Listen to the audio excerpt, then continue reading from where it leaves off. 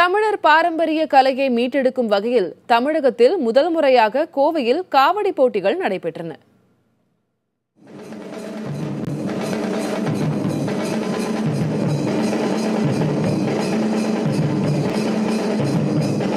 தமிழக அரசின் கலை பண்பாட்டுத்துறை மற்றும் சங்கமம் கலைக்குழு சார்பில் மாவட்ட அளவிலான காவடி போட்டி கோவை கருமத்தம்பட்டி அருகே உள்ள தனியார் பொறியியல் கல்லூரியில் நடைபெற்றது.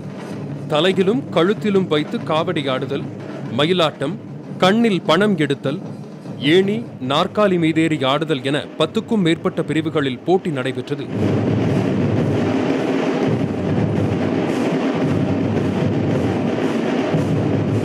அப்படி இது தமிழினுடைய கலாச்சாரம் இது.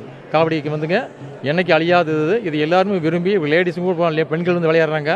எங்கள் குழுவிலையும் பெண்கள் நிறைய ஆடிட்டு இருக்காங்க. இப்போது பெண்கள் அதிகம் விரும்புறதுனால இந்த காவடி குழு இன்னும் மேல் பெண்கள் ஆண்கள் கூட சேர்ந்து இந்த விளையாட்டை சிறப்பாக நடத்தணும்னு வேண்டிக்கிறோங்க.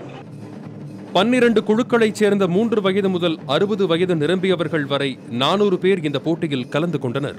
பெண்களும் காவடி போட்டியில் கலந்து கொண்டனர். சிறுவர்கள் தோளில் காவடியை சுமந்து கொண்டு சர்வசாதாரணமாக ஆடியதும், ஏணியின் மேல் ஏறி காவடி ஆடியதும் பார்வையாளர்களை வெகுவாக கவர்ந்தன.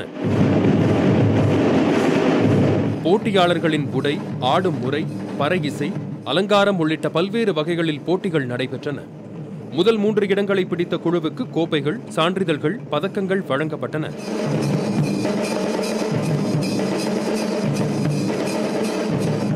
போட்டிக்குன்னு இது வரைக்கும் போனதில்லை. இதையும் நாங்கள் போட்டியாக எடுத்துக்கல. எங்களோட பங்களிப்பு தான் கொடுத்துருக்குறோம். திறமையை வெளிக்காட்டணும்னு நினச்சோம். கொடுத்த டைமுக்குள்ளே பண்ணணுங்கிறதுனால சின்னதாக முடிச்சுக்கிட்டோம். நாங்களும் அதுக்கு நன்றி, வாய்ப்புக்கு நன்றி.